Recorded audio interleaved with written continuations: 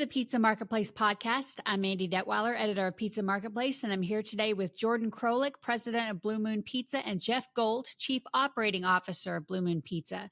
Gentlemen, thanks so much for being with us today. It's our pleasure. It's a pleasure. Well, after 2 decades of Blue Moon operating as a somewhat of a secret in Atlanta, what specifically drew you both to partner with the current owners of the company and take the helm of the daily operations? So we were very fortunate to come across Paul and Peter Barley, who are the current owners. And we found a concept that was very well thought of in the Atlanta market and was very much, as you said, under the radar. We had been looking for kind of what was next for us. I'm fortunate. I sit on a number of boards. I've been involved with a lot of different companies. We both have long-term histories. And this concept already had a number of existing locations. It had consumers who were very passionate about the food. And at the same point, its marketing, development, and even some of the operational systems were a little bit underdeveloped. And it allowed us to get a great opportunity to put some of those in, which is our background. And Jeff, what would you say to that? Yeah, I would agree. We're pretty fortunate that although it is not as well known because it's a smaller brand, it does have some really good quality products that our customers resonate to. And that was a pretty exciting opportunity for us to want to get involved with. You just mentioned that the brand didn't have many of the systems and processes that you guys thought you could bring in. Can you elaborate on some of those key systems and processes that you've already implemented or plan to implement to improve efficiency without impacting the customer experience? Yes. There are a couple of things in there. I guess one of the main ones is the training program itself. Although there is a training program in place, it's not at the level that both Jordan and I are accustomed to from the different concepts that we've been involved with. And we feel that by bringing that to the forefront with this concept, that will help get our employees into the right process of how we foresee the company going and make it that much better for the customers. Yeah, and on the existing employees, companies tend to underperform not because they're doing too much, but not because they're doing too little, but because they're doing too much and they didn't have really focus. So we brought in kind of a small program, which we brought in focus, accountability, transparency, and then enveloped all that with an empathy for the people in the organization. And so one of the big things we did first was, hey, you know what? Jeff handles all the operational systems, whether it's training, whether it's food preparation, whether it's really understanding the customer side, employee manuals, things like that. And so he's been putting in those systems. And then, we didn't have the food costing that we needed. We didn't even have a true a financial package that drove metrics and analytics to its next level of success. We had a solid financial package, but it wasn't that next level, which says, hey, you know what? Everything from how are we doing discounting? Just using that as an example. We don't have a clear view of what discounts are going out and then classifying per segment, saying, hey, you know what? Why is this store doing this and that store is doing that? Is there a way to standardize and operationalize it? And so those were a lot of the systems we put in place. And then Jeff, with his long-term experience in operations, then implements that. And we've seen a measurable differentiation even in the short amount of time that we've been there. With the Barleys out of state, how do you envision your new leadership roles impacting the long-term vision and strategy of Blue Moon Pizza compared to its previous operational model? While the Barleys may live out of state, they both do come and see the restaurants. We treasure the partnership that we've developed with them. And Jeff and I we view ourselves as equal partners, both in decision making and process development and in operations. But there's not any significant decision that we want to do without everybody's buy-in. One of the things that, while the Barleys may not live here, one of the things that they really bring to the table is an institutional knowledge. This is a long-term brand. It's been here for more than 20 years, and they have a clear understanding of that. And then you combine that with really good heads of understanding, hey, you know what? This makes sense from a business point of view, and they both bring, really different flavors to our organization. So it's one of the situations people say 1+1 =3.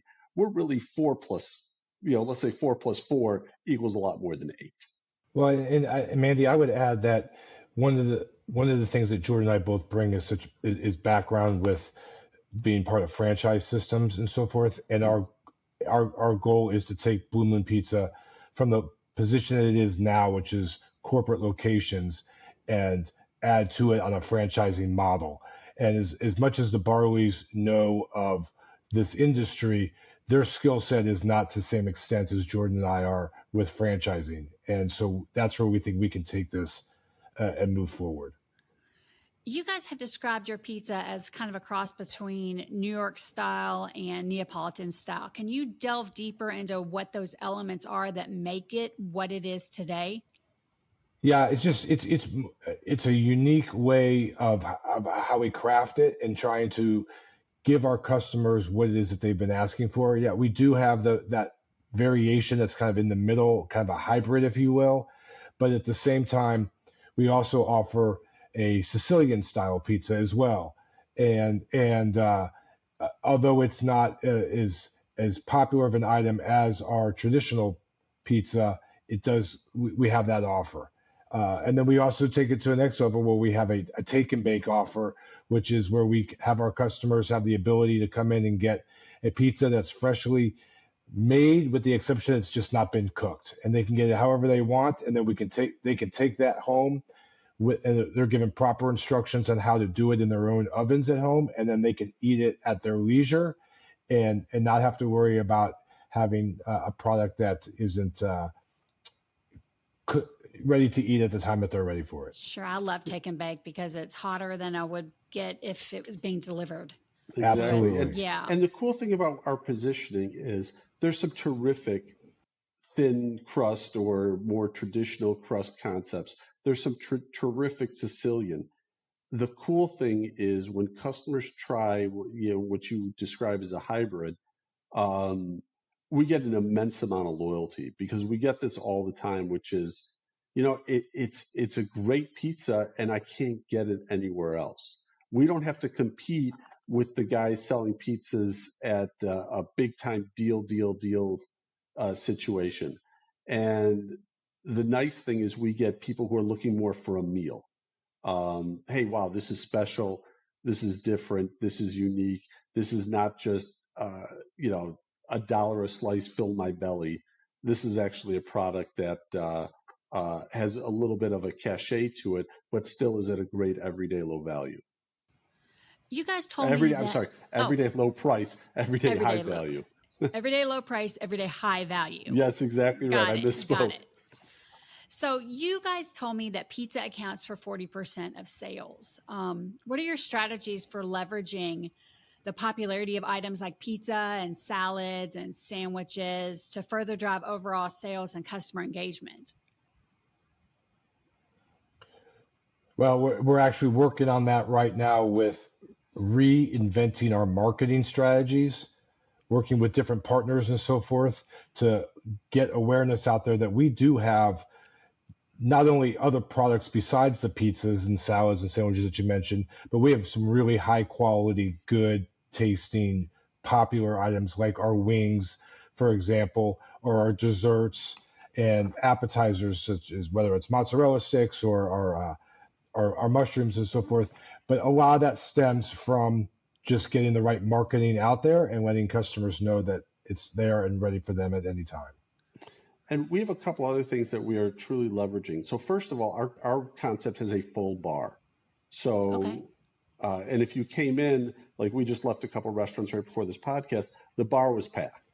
Oh, wow. And you'd say, wow, who's going to a bar at 2 o'clock on a weekday? I didn't say it, but I was thinking it. I know. Well, it's a very crowded, and it's not just and we're just about to introduce a summer alcohol menu. We're just about to introduce mocktails. We're just about to introduce even some dirty sodas and things like that. Okay. And so it's not just fully leveraging that bar. They're not all coming to have 7 cocktails.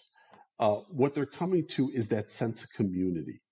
When you sit at the bar, whether you're by yourself or maybe we're with 1 or 2 or 3 or 4 other people, you are still part of this bar community, and a lot of the people know each other, and they're great at introducing new people to that. And so it's this kind of a neighborhood feel, and it's split 50-50 between men and women, although I would say we skew a little bit more towards women, which is kind of unique. But so it's really, as we talk about, is a third place. It is a place away from home and from work where you can get away. You get great service systems that Jeff has built, and so they're getting outstanding service. And it's a feeling beyond the specific brand. But I will tell you, if you come in and we're expanding and also focusing the menu as we really delve into who our target customer is, because we want to be their favorite. We want to be their number one choice. If you come in for our sandwiches, they're not like a sandwich you've really ever had. We sell a proprietary product called a Flatwitch, and it's an outstanding product, if I might say so myself. So it's not just the traditional, hey, let me have a pizza and a Coke. We do sell that for those customers who want that, but there's a lot more of an expansive menu, especially for our target customers as we dive into who those target customers are and what they want. And those are great for lunch menus. When somebody Exactly doesn't right. want a heavy slice of pizza or a heavy whole pizza, at 12 or 1 o'clock during their lunch hour. And it also expands into, Mandy's, our salads. We are focused and again, we're not there yet. We are getting there as we continue our diving in and as we continue our growth. But we want to be very personalized for our target customers. We want them to come into their place. The more we feel it's personalized, and more they feel that, hey, this is the place I want to go to, the less they're focused on, I only go if I get 50 cents off. I only go if I get $1. I only go if I have a BOGO or this or that. We want to move as far away from that as possible. And as I said, we'll still have deals for our deal customers, but we want to move deal customers to about 20-25% of our business, and we want meal customers to be that 75 or 80%. They're coming in because there is an item, there is a service system, there is a feeling that I get, whether it's on the food or on the service, the experience or the decor, that they come in and they say, this is my place. And I don't care if it's more expensive than some of the Delcos that could get me their product for lesser, cheaper, and that type of thing. I want this experience. It's worth it to me. It's what I call, for those meal customers, an affordable indulgence. Well, Are and I'm sorry, Mandy, and That's okay. I would just add that the mentality that we have with all this, and we talk about it in the restaurants on a regular basis, is the Cheers method, right? From the old TV show Cheers, where you walk into it and everyone knows your name. That's the experience that a lot of our customers are getting, and we want that to continue. That they walk in, they're seen, we know each other's names, first name and last names, and we have a good idea of what it is that they want to order before they even walk in the door because we know them so well. We have a good brand with Blue Moon Pizza, but the even on top of that, so we may have a GM named, Martin, and I want this to be known as Martin's Blue Moon. They come in, oh, I know the general manager there. He takes care of me. I know him. I have that relationship with him, and when you have that relationship, it's a whole different ball game. They come in, they have an incredible amount of loyalty to the restaurant. They already have it. It's funny. We have a tremendous amount of loyalty to our bartenders. A lot of people come in and they say, I come in because of Lindsay or Melissa or Morgan or whoever it might be. We want to also expand it from just the servers and the bartenders to the general manager, because when they know that general manager, when they feel like he is or she is part of their in their circle, it becomes their trust. Again, you don't have to give away deals as much, and because we have an everyday value, you come in because you have a connection to that restaurant. And it truly is a team environment for your, That's what 100%. Jeff's yeah, put in place. Yes, Yeah, yeah, absolutely. right. 100%. Yep, yep. Everybody wins together, and that's the mentality that we have. You said that you aim to attract both people who want a great deal and a great meal. How are you kind of dealing with pricing and pricing methodology to make sure that you're not outkicking your coverage? It's a great point. So pricing is, and there's a lot of people that it's been subject to a lot of discussions, but pricing is one of the primary ways you communicate your concept. And the way I would say that is if we charged $100 a pizza, people would have a certain level of expectation. If we charged $1 a pizza, people would have a certain level of expectation. It's not bad or good. I mean, McDonald's, who understands its niche, they are a value for the pricing that they offer. Otherwise, they wouldn't get the business that they are. But no one's going to ever confuse McDonald's with a high-end, $200 a person plate type concept. But they offer that value for a specific taste, time, and experience, which drives a price. They're viewed as a value.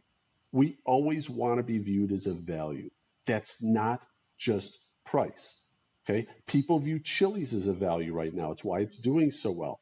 Their prices for some products, they do more of a barbell pricing strategy. Some products are very low. Some products are much more of a meal type offering. We want to echo a lot of that type of thinking. We'll still always have that deal price. You want to come in and you want to feed your belly. Here's a few of the items that offer that. They're probably going to be items that we have probably a stronger margin on. Okay, that's why we can offer it at such a great price. But then we also have, if you're willing to expand your meal and you're not looking for, 2 slices and a drink, you're looking for more of an upscale sandwich, or we've got this great mushroom appetizer. There we want to price it such that we're allowed to offer incredibly high quality product, yet still make the margin we need to make to offer to be able to run a restaurant. We can't have margins that are way out of line for a big portion of the menu. We wouldn't be around for long. And so at the same point, we don't want to be viewed as a situation, oh, that's too expensive for us. We don't go there. You guys are way out that market. Again, we wouldn't be in business for long. So it's finding that even spot where we're viewed as a value, given a taste of pizza, given time that you're either going to sit down or you're going to carry out, and given the quality of food service and decor that we have in our restaurant, we always want to be viewed compared to our competitors as a personal value. Well, and I would also add, Mandy, that we have a loyalty program that we call our Luna Rewards, and that really gives the existing customers and the new potential customers that are coming in an opportunity to stick with us, stay with us, and get some appreciation from us by being a regular customer, because they're able to get uh, the success from that program and put it in place where it gives them the opportunity to maybe take a little bit off of their pricing if they're becoming a little price conscious because of the rewards that they've built up. Yeah, Jeff brings up a great point, and we're going to actually morph that program as we keep going to not just having the rewards, but also having surprise and delight. As we learn about who our customers are, there's a lot of data out there. We learn what they like and what they don't. So, for example, if one of the best who does it is Kroger, because they get almost 100% capture of everything that I buy from them, they know not to offer, to give me a great deal on baby food. I don't have any babies in the house. Okay. But what they do is they find the things that I want, and they target me. They make me feel that they understand who I am. And so by doing that, we want to echo that. We want to learn as much about our customers as possible, not to do, just to know the knowledge, but to be able to offer them something that they say, God, these guys really understand who I am, what I want out of a restaurant experience, and they're going to offer it. And so when they come in, maybe it's the traditional, hey, you know what, get a free item on your birthday, but maybe it's just a Thursday and they hadn't been in our restaurant in a couple months or whatever it might be because of other things going on. And we just come by with a surprise. We come by and say, hey, you know what? We have this new menu item. We haven't tested it out, but we know from your experiences that you seem to constantly be ordering. We wouldn't tell them this part because we would already know. We know that you like to order a lot of things, that are new things on the menu. So let's bring them a new thing before they even ask. We're not there that, but if you think about it, it's such a surprise and delight. I'm going to build a loyalty from them without having to say, here's $2 off, here's $3 off. I've changed the conversation to, I'm meeting you for what it is. But as Jeff also said, let's say we have a customer who only shops on deal. Well, I want to go to that table when he comes in and I know who that is and just say, hey, by the way, we took $3 off your meal. And guess what I've built up? This surprise and delight mentality. And they come in and they say, wow, they understand that it's a little tight in my household. I like Blue Moon, but it's a little tight. They understood that and they gave me, a 35% discount on my lunch. Without alienating your customers. Exactly right. Yes. Everybody likes a surprise. Why do we all get excited about Amazon? Half the time we know what the package is because I got a package. It's at my door. It's a surprise. And you open it up and it's, the battery charger that you'd already ordered 3 days earlier, but it's still a surprise and delight to get it. We want that type of action and feeling in our restaurants. The goal of having the best service in the market and watching chains like Chick-fil-A, it's ambitious. What specific training or operational changes are you implementing to elevate Blue Moon's service to that level? We are doing such thing by just making sure our employees understand what it is that we are expecting out of them and what our customers, more importantly, are expecting.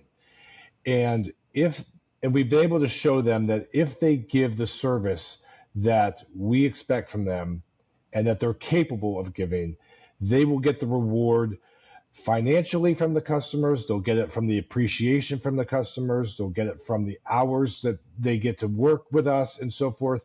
And also the enjoyment they get from being in the restaurants and being in that work environment. Now it's going to take some time, and we're already well on our way. But as we've spoken about before, we're in a situation that we're pretty fortunate because our customers know our employees and our employees know our customers. And so we're just building on that and getting the word out that you're going to get that treatment when you come to our restaurant. And it doesn't matter what time or day it is. We're treating everybody exactly the same as if they are in your own home, giving you a meal straight out of your own kitchen and treating you with the love and respect that we all want to have and that we're capable of giving. Looking ahead 5 years, where are we going to be? We're going to be larger. So we do have a 5-year plan. And as I said, our goal is to start franchising in early 2026. And again, so one of my sides is I'm professor of franchising at a large university a few minutes from my house. And franchising is a unique business because it sounds really easy, but in reality, it's kind of a pseudo-partnership. And so the business model has got to be such that both sides are making great money. And we want to make sure that we put our franchisees in the best position to succeed. And that requires detailed systems as we're building out. It requires a great business model, which we already have. And it requires a system that is truly ready to understand, recognize, deal with, and be a true advisor and supporter of a franchise system. So we could start today. We could get the docs done and get it started today. We want to make sure we have almost everything incredibly turnkey. Because as I said, it's a complex, it's full service, it's a full bar. There's a lot of complexities to running any type of restaurant like that. And so by allowing us to have those systems in place, our growth is through franchising. Now, how many stores is that going to be? Hopefully a lot.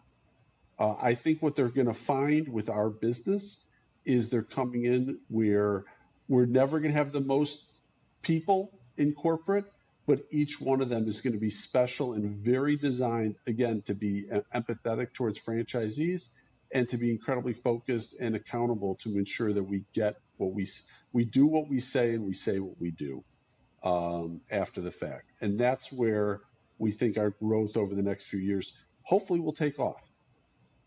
Well, and I would say that one of the unique offers that we're going to be able to give to our franchisees is that these franchisees are going to be working with a group of people who have spent their entire working life as a franchisee. So we're going to understand exactly the situation that they are in, what it is that they're trying to accomplish, and we're going to be able to help them get to where they want to go and where we want this brand to go, because we have that unique background of being where they are. And I think Jeff's almost being a little modest on himself. He's personally spent 30 years in franchising, but then he comes from a franchising family. And it's so critical to sit on that side of a table versus corporate people who say, oh, this is what franchisees want or don't want. They don't truly always understand the need to make payroll. They don't truly understand that you have in one store 30 plus people who are depending on you for their own livelihood. And I think having Jeff as their advisor is, as well as myself, but having Jeff specifically as their advisor is a huge advantage to where we come from. All right. Well, guys, thanks so much for being with us today. We are out of time. I appreciate it. Well, thank you for having us and enjoyed it. Absolutely, Mandy. Learning more about Blue Moon is always fun. That'll do it for this episode of the Pizza Marketplace podcast, and we'll catch you next time.